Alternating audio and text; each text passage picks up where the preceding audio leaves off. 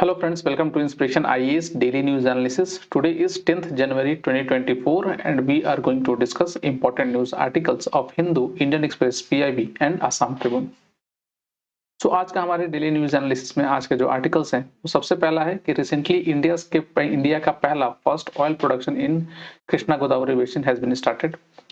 Second, Assam Chandubi festival से related. And third, sisal leaves as sustainable sanitary napkins. समझते हैं थोड़ा डिटेल में. सबसे पहला जो न्यूज है कि कृष्णा गोदावरी ऑफशोर बेसिन से ऑयल का प्रोडक्शन स्टार्ट हो गया है और ये इंडिया के लिए काफी बड़ी बात है. जिसमें जो प्रोडक्शंस कर रहे हैं वो है ONGC and they have started it.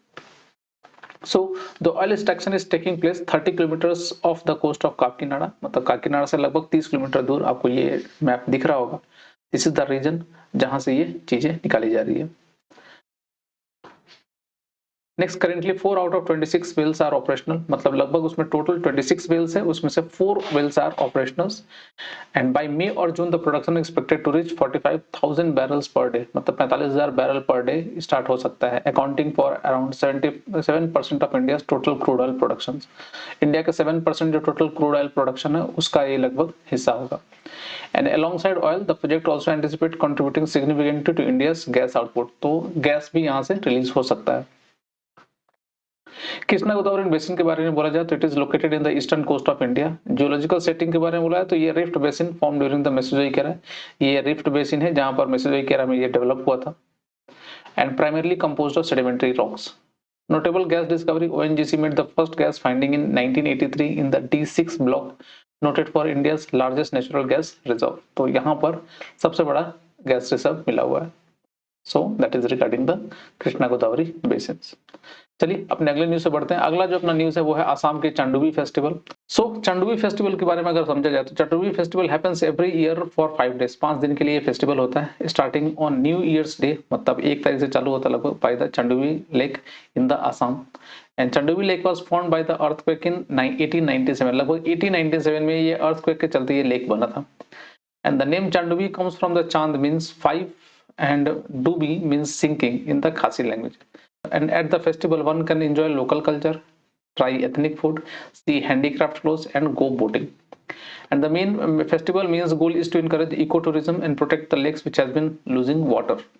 तो बेसिकली यही है कि ताकि इको टूरिज्म हो सके और लोग इसको लेक्स को प्रोटेक्ट करें. Preserving the lake can help the tribe like Rabhas, Garos and Gorkhas and Tea tribes are reason for the holding the festivals.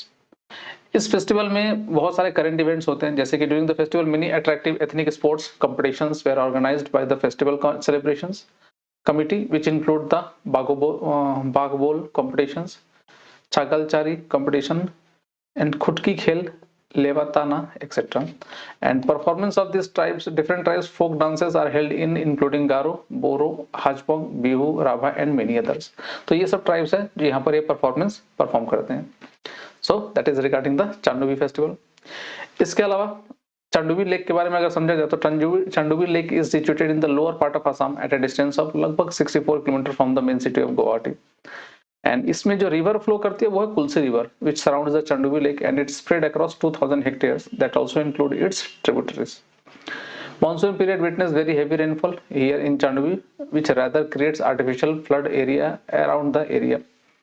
And the formation of Chandubi Lake was rather through a destructive process of earthquake in 1897. And Assam witnessed an earthquake of very high intensity which resulted in the formation of the wonderful lake. बकायदा इतने ज्यादा मतलब ये earthquake बड़ा था कि इसने बकायदा पूरा लेक को जनरेट कर दिया. The Garo hills are situated bordering Meghalaya and Assam, and the Chandubi Lake is located just at the base of the Garo hills. And the lake is measuring to be as deep as 8 meters. Around the area is around 448 hectares.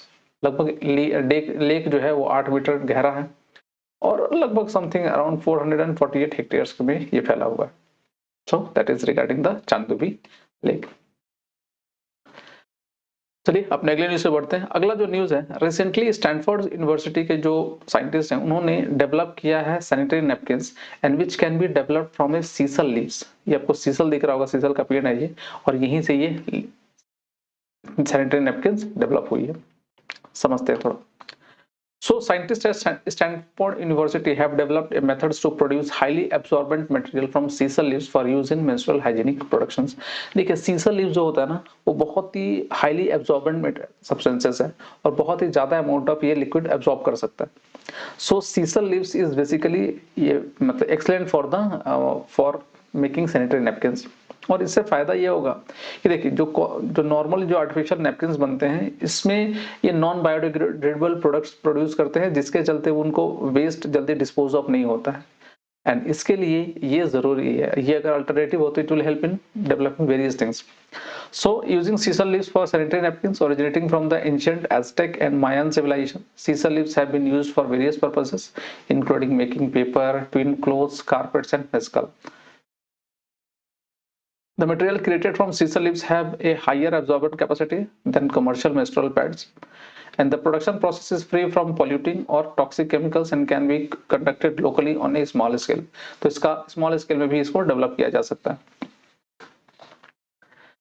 Next global menstrual hygienic challenges अगर देखा जाए, so despite an increase in the use of sanitary napkins, tampons and menstrual cups in India, access to menstrual hygienic product remains limited globally. The widespread use of sanitary napkins poses environmental challenge due to the non-biodegradable waste they generate. And sisal as an eco-friendly alternatives, unlike banana plants, sisal is drought resistant, making it a more sustainable option for producing absorbent material in an arid region. तो arid region में भी develop किया जा सकता है क्योंकि sisal leaves आराम drought area में भी डेवलप हो सकता है. The team uses peroxyformic acid for delignifications, a more environmental friendly method than traditional process. तो यहाँ पर एक केमिकल यूज होता है जिसको बोलते हैं peroxyformic acid and it used for delignifications, मतलब उसको अलग अलग करने के लिए. So it is not very dangerous and it can be used for this one. So sisal leaves can be used for making the eco-friendly sanitary napkins. So that's all for today in our daily news analysis. आज के लिए इतना ही. And please follow our social media page like Facebook, Instagram, and YouTube for such other video contents. Alternatively, we have also started our online plus offline foundation batches for both UPSC and other state PCS. So for more information, you can call in this number. So thanks for watching and please do take care of yourself.